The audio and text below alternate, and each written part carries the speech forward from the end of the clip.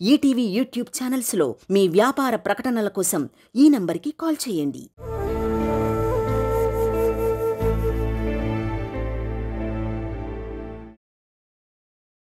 నువ్విట్రా,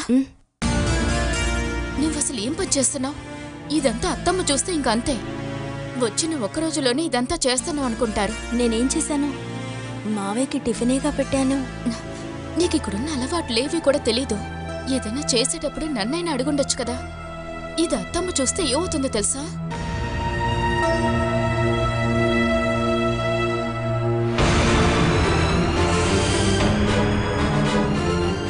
మావయ్య, మీరు టిఫిన్ తినండి.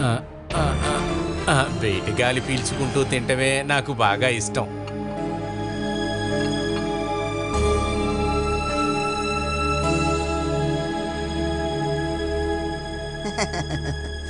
ఇంటికొచ్చిన కొత్త కోడలు బాగుండాలని ప్రార్థించడానికి నేను ఇవాళ గుడికి వెళ్ళాను. ఒక పూజ కూడా చేయించాను.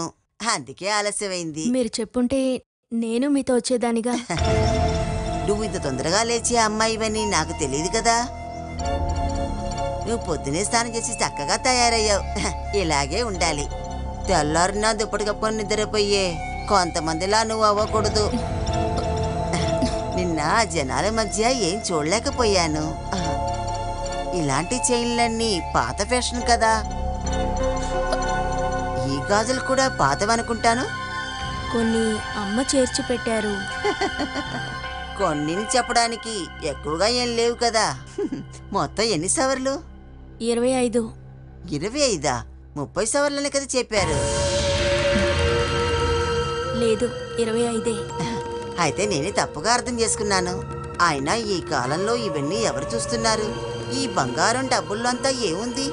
కుటుంబంలో సంతోషం ప్రశాంతత ఉంటే బంగారం అవసరం లేదు.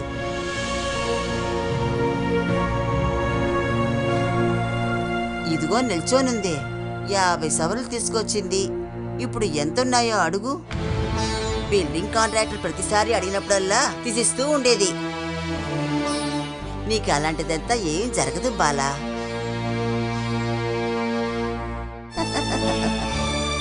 సరే, మిగతావన్నీ ఎక్కడా?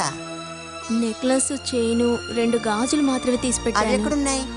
బీరువాలో పెట్టాను. మీ రూమ్లోనా? మంచిది. ఆ రూమ్లో ఏం పెట్టద్దు. నువ్వు వెళ్ళి అవన్నీ తీసుకురా. నా రూమ్లో పెట్టుకుంటాను, సరేనా? వెళ్ళి తీసుకురా. నేను ఇంకా అవన్నీ చూడలేదు కదా. ఆ కాలప్ డిజైన్స్ ఇప్పుడు ఎక్కడ దొరుకుతున్నాయి? వెళ్ళు.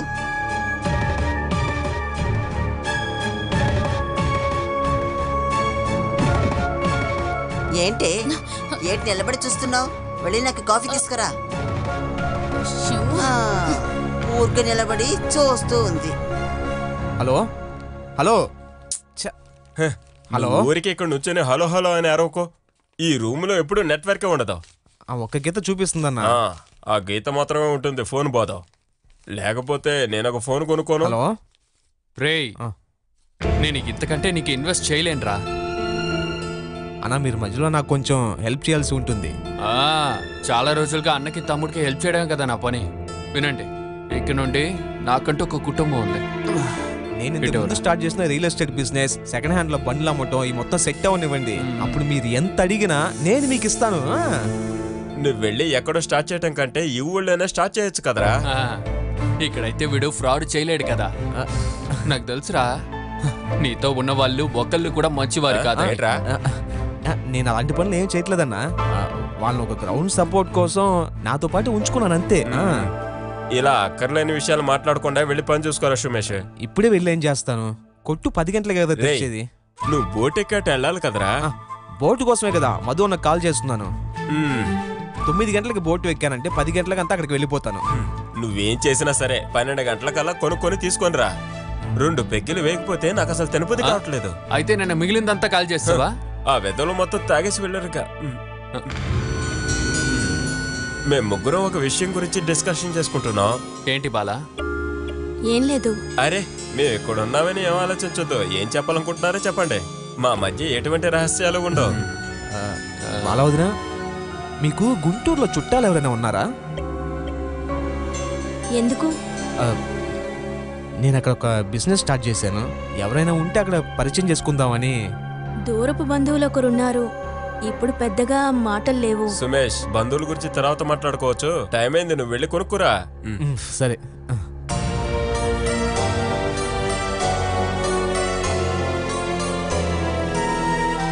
చుట్టూ నదింటం వల్ల మంచినీళ్ళు దొరకటం కష్టం, బయట నుంచి తెప్పించాలి. అందుకనే వాడిని పంపించాం. నేను వాడి వెళ్ళాడో లేదో చూసేస్తాను.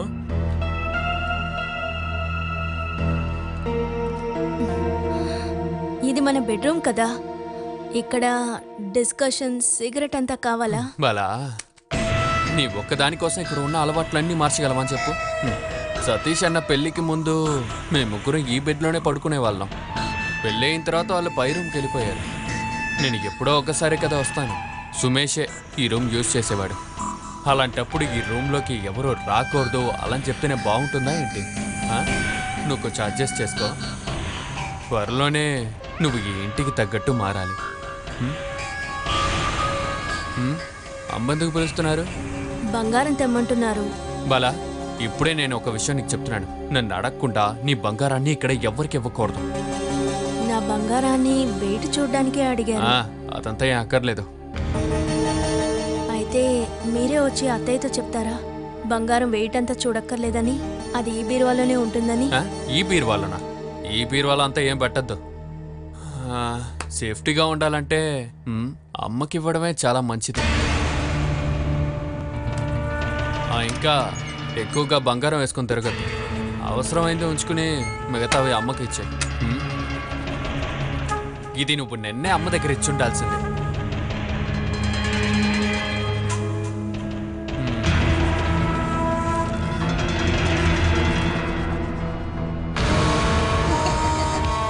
ఏది చూపించు. కాసుమాల, గాజులు, ఇవన్నీ ఇప్పుడు కూడా ఉన్నాయి కదా, మంచిదైంది. ఇప్పుడున్న కోట్లల్లో ఇలాంటి డిజైన్స్ చేస్తారో ఏమో తెలియటం లేదు. ఇంకా ఇదంతా ఒరిజినల్ గోల్డే కదా బాలా. అదేంటంటే ఒకవేళ వేణుకి డబ్బులు అవసరమయ్యి ఇదంతా తాకటి పట్టడానికి వెళ్తే పోలీసులు పట్టుకోకూడదు కదా. బంగారం తక్కువే ఉంది, కానీ మేమెవరిని మోసం చెయ్యం. అదంతా నాకు తెలుసు బాలా, కానీ ఒక్కోసారి మీ అమ్మా నాన్న తెలియకుండా కూడా తప్పులు జరుగుతాయి కదా. 25 సవర్లు ఆ కాలంలో కమ్మల్, ఉంగరం, వడ్డానానికే సరిపోతుంది. ఈ కాలంలో బంగారం వేసుకుని తిప్పుకుంటూ తిరుగుతారు. చూడమ్మా, ఇక్కడున్న రాధమ్మ నన్ను అడుగుతుంది, మామూలు మనుషులు కూడా ఈ కాలంలో 50 సవర్లకు తక్కువగా ఒప్పుకుంటారా అని. నేనేమన్నానంటే, నేను నా కొడుకు బంగారాన్ని చూడలేదు, అమ్మాయి మంచితనం చూశామని. అవన్నీ రాధమ్మకు అర్థం అవుతుందా?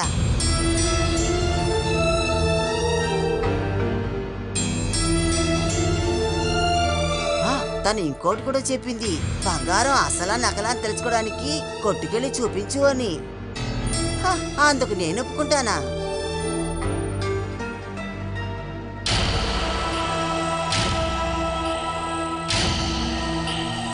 రాధమ్మ లాంటి మనుషుల దగ్గర అసలు మాట్లాడొద్దు. అది ఇలా ఇవ్వు, తీసుకొని వెళ్ళిపోతాం.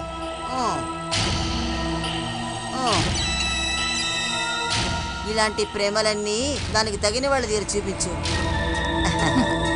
బాలా, ఇది నా బీరువాలనే పెట్టుకుంటాను, అక్కడ జాగ్రత్తగా ఉంటాయి. ఎక్కడికైనా వెళ్ళేటప్పుడు వేసుకోవచ్చు కదా ఈ నగలన్నీ.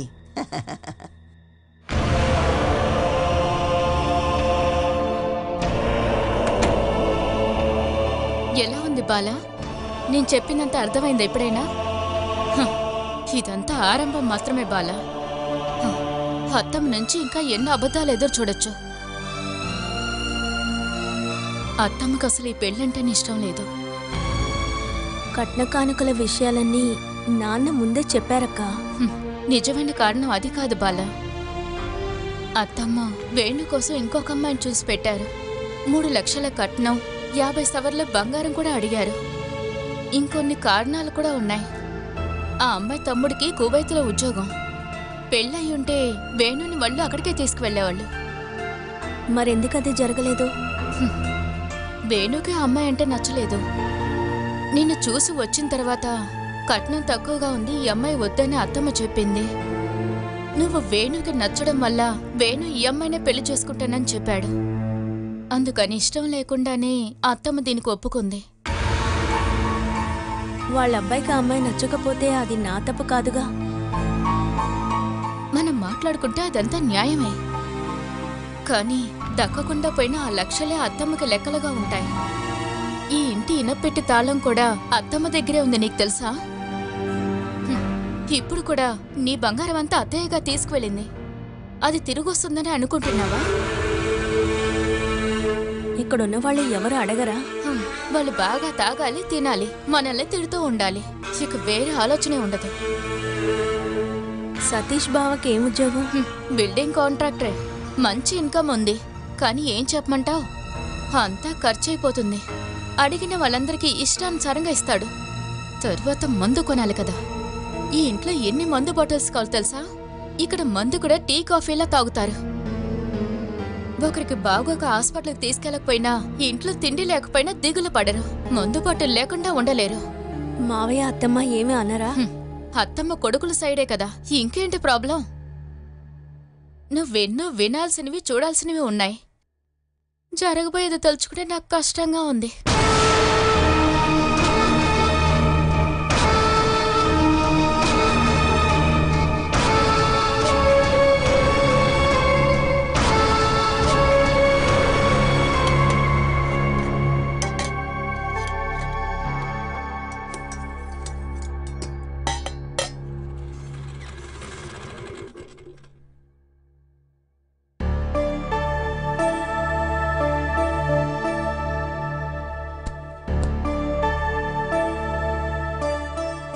బాగుంది.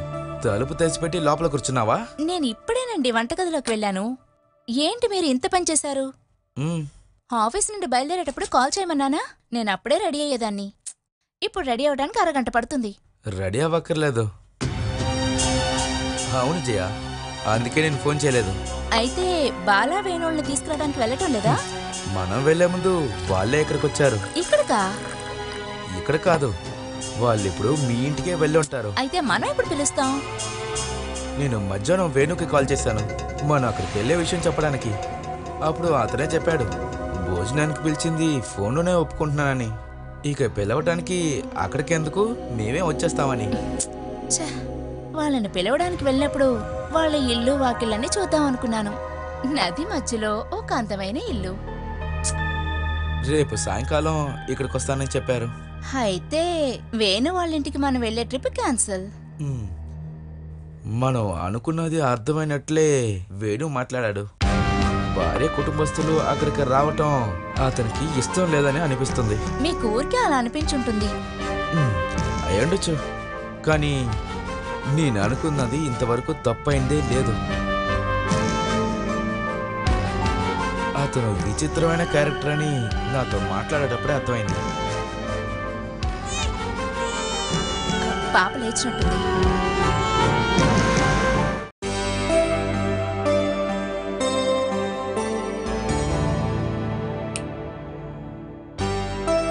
మధ్యాహ్నం నుండి కేబుల్ రావటం లేదు.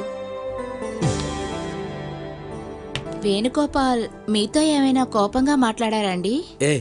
అలాంతా ఏం లేదు, కానీ మాట్లాడేటప్పుడు ఇష్టం లేదని అనిపించింది. అడిగిన దానికంతా ఒకలాగా సమాధానం చెప్పాడు.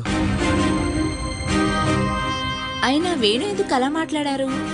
నేను చెప్పాను కదా, పెళ్ళప్పుడే ఆ ఫ్యామిలీ నాకు కొంచెం కూడా నచ్చలేదు. వాడు తమ్ముడు ఎవరో సుమేష్, వాడిని నేను ఎక్కడో చూసినట్టే ఉంది. వాడు కూడా ఏదో తప్పైన బిజినెస్ చేస్తున్నట్టే నాకు అనిపిస్తుంది. అవన్నీ మనకెందుకండి, వేణు గురించి మాత్రం మనం తెలుసుకుంటే చాలు. ఏమండి, ఏంటో తెలియటం లేదు, పాప ఉదయం నుండి ఏడుస్తూనే ఉందండి. ఒక్క పని కూడా చేయలేకపోతున్నాను. పనావిడిని పిలవచ్చు కదా. ఇంకా మన పాపను చూసుకోవటానికి పనావిడి కావాలా ఏంటి? మనం మీ అమ్మని పిలిస్తే బాగుంటుందేమో. అమ్మ ఇక్కడికి వచ్చినట్టేలే. రాకుండా ఎందుకుంటారండి? కూతురు దగ్గర ఉండలేరు కదా, కొడుకు దగ్గర ఉండాలి. సుజీకి 2 పిల్లలు కదా, అమ్మ సహాయం ఖచ్చితంగా ఇప్పుడు కావాలి. ఇలా పసిపిల్లలు ఎవరు లేరుగా. మనసుంటే తను ఇక్కడికి రావచ్చు. పాపని చూసుకున్నట్టుంటుంది, నాకు తోడుగా ఉంటుంది. పిలిచి చూస్తాను.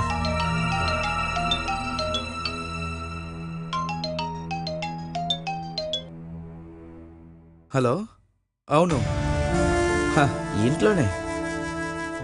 రేపా? లేదు, రేపు 2 గెస్ట్లు వస్తున్నారు, కపుల్స్. మా వైఫ్, చెల్లి, హస్బెండ్. ఓకే. మీటింగ్ మంగళవారం ఇంకా బుధవారం పెట్టుకోండి. బాయ్. ఇప్పుడు మనం వాళ్ళ ఇంటికి వెళ్ళి తీసుకురావాలా ఏంటి? అదంతా ఏమీ అక్కర్లేదు. బంగారం, బాలా జీవితం వేణుతో సంతోషంగా ఉందని తెలుసుకుంటే చాలు.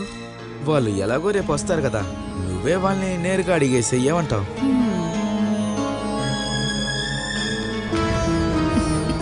చిట్టి తల్లి, ఓంటమ్మో, నాన్న ఎక్కడికి వెళ్ళిపోయారు?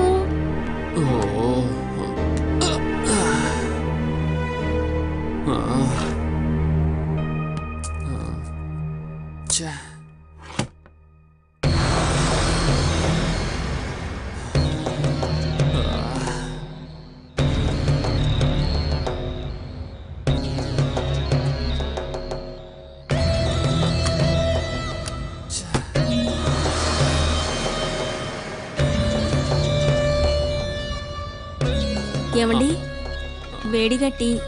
టీయా? అల్లుడు కోసం అత్త పెట్టిన స్పెషల్ టీ. నాకొద్దు. అలా చెప్తే ఎలాగండి? అమ్మ ఏమనుకుంటుంది? నేను ఈ టైంలో టీ తాగను, అలా అనుకుంటే చాలు. అయితే జ్యూస్ తీసుకొస్తాను. సరే గాని ఇక్కడ టీ, కాఫీ, జ్యూస్ కాకుండా ఇంకేమీ లేదా? అమ్మ వంట చేస్తోందిగా. అది కాదే, ఇక్కడ మందు లేదా? మా ఇంట్లో ఎవరికీ ఆ అలవాటు లేదు. ఏమే, మీ నాన్న తాగడు? మా నాన్న రహస్యంగా ఎప్పుడైనా తాగుతారు. యాంజియోప్లాస్ తర్వాత అది కూడా మానేశారు. మీ తమ్ముడు? ఎవరు? అజయ్య? ఆ, అయ్యో, వాడింతవరకు తాగిందే లేదు. మంచి ఫ్యామిలీ. నాన్న పాత ధనవంతుడు, తమ్ముడు అక్కడ గల్ఫ్ లో. అల్లుడిని సంతోషపెట్టడానికి ఏదైనా పెద్ద బాటిల్ కొనిపెట్టుంటాడేమో అని అనుకున్నాను. ఇది తెలుసుంటే వచ్చే దారిలోనే ఒక బాటిల్ కొని తెచ్చుండేవాడిని. ఇది మంచి అలవాటు అనుకుంటున్నారా? నేను ఇక్కడ ఊరికే కూర్చుంటే బోర్ కొడుతోంది. నాకేదోలా ఉంది. నాన్నతో, అజయ్తో ఏమైనా మాట్లాడుతూ ఉండండి. వెళ్ళండి. ఏం మాట్లాడమంటావు బాలా? 2 పెగ్గులు దిగుంటే మాట్లాడడానికి మంచి మూడు ఉండేది. మీరొక జెంటిల్మ్యాన్ అని ఇక్కడ ఉన్న వాళ్ళు అనుకుంటున్నారు. ఏంటి మరి కాదా? అవుననుకోండి, కానీ మీరు మర్చిపోకూడదు. సరేలే, నేను కొంచెం తాగాననుకో, జెంటిల్మెన్ కాకుండా పోతానా? కొంచెం తాగితే తప్పులేదు, కానీ మీ అలవాటు అది కాదుగా. ఏవే, నా అలవాట్లో ఏంటే ప్రాబ్లం? నిన్న చూశానుగా, నేను స్టార్ట్ చేస్తే ఫినిష్ చేయడం కష్టం. ఎంత తాగినా నేను నా కంట్రోల్లోనే ఉంటాను. ఇంకా నిన్న జరిగిందైతే వాళ్ళు ప్రేమతో బలవంతం చేస్తే కాదనిలేక లిమిట్ దాటాను. ఇవాళ ఏమైందో నాకే తెలియట్లేదు. అది అనుభవించిన వాళ్ళు మర్చిపోలేరు. అందుకే మీరు మందు అంటేనే భయంగా ఉంది. నేనొక పెద్ద తాగుబోతని డిసైడ్ చేసావేంటి? ఇక్కడ నుండి ట్రైన్ ఎక్కిన తర్వాత ఒక్క డ్రాప్ కూడా నేను తాగను. కానీ ఊరికొచ్చానంటే ఎలాగో ఫ్రెండ్స్ వస్తారు. ఇక ఏ ఫ్రెండ్తో కలిసి చెడిపోకండి. మీకు ఈ ఒక్క ఫ్రెండే చాలు. నువ్వు చెప్పింది కూడా కరెక్టే. అయితే నేను కొంచెం బయటకు వెళ్ళరానా? ఎందుకు? ఊరికే అటు ఇటు తిరిగి చూసొస్తాను. ఇక్కడ బిల్డింగ్స్ తప్ప చూడ్డానికి ఏముంది? ఏముందో కావాల్సిన వాడే కదా కనిపెడతాడు. సరేలేండి, అప్పుడు ఉద్దేశం అదే కదా. నువ్వు తప్పుగా అనుకోకు, రూమ్లోనే కూర్చుని బోర్ కొడుతోంది. అయితే అజయ్ని తీసుకువెళ్తారా? వాడొద్దులే, నేను ఒంటరిగా వెళ్ళొస్తాను. మీరు ఒంటరిగా వెళితే బాగోదు. తిరిగి వచ్చేటప్పుడు ఎలా వస్తారో నాకు తెలుసుగా. ఇక్కడ వాళ్ళే అనుమానిస్తారు. నన్నెందుకు అనుమానిస్తారు? మీరు తాగుతారని ఎవరికి తెలీదుగా. అదే ప్రాబ్లమా? నేను ఇప్పుడే వెళ్ళి చెప్పొస్తాను. అయ్యో, ఏమండి ఏమండి, వద్దండి. ఇవాళ ఒక్కరోజైనా నా మాట వినండి. మీ కాళ్ళు పట్టుకుంటాను ప్లీజ్. ఇదే ఈ అమ్మాయిలకి ప్రాబ్లం. సరే, నువ్వు చెప్పినట్టే చేస్తాను. టైం పాస్కి నా పాత ఆల్బమ్ ఇస్తాను, అది చూడండి.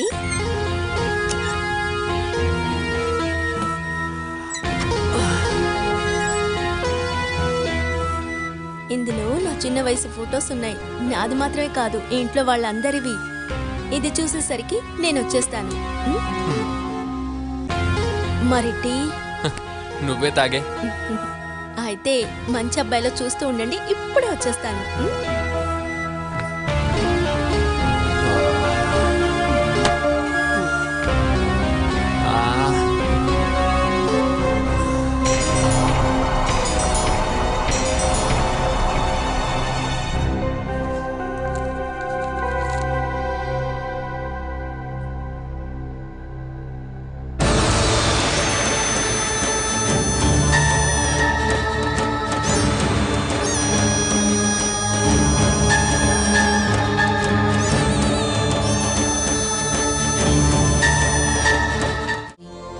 మీ ఆయన 100 ప్రశ్నలు వేశాడే, నేను సరిగ్గా విచారించలేదు, ఎవరో ఒకటికి బాలాన్ని కట్టబెట్టి నా భారాన్ని తొలగించుకున్నాను అని.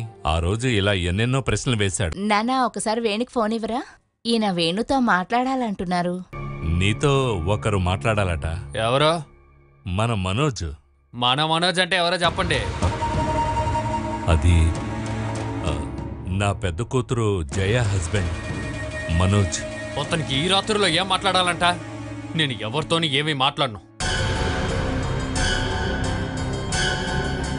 Hello hello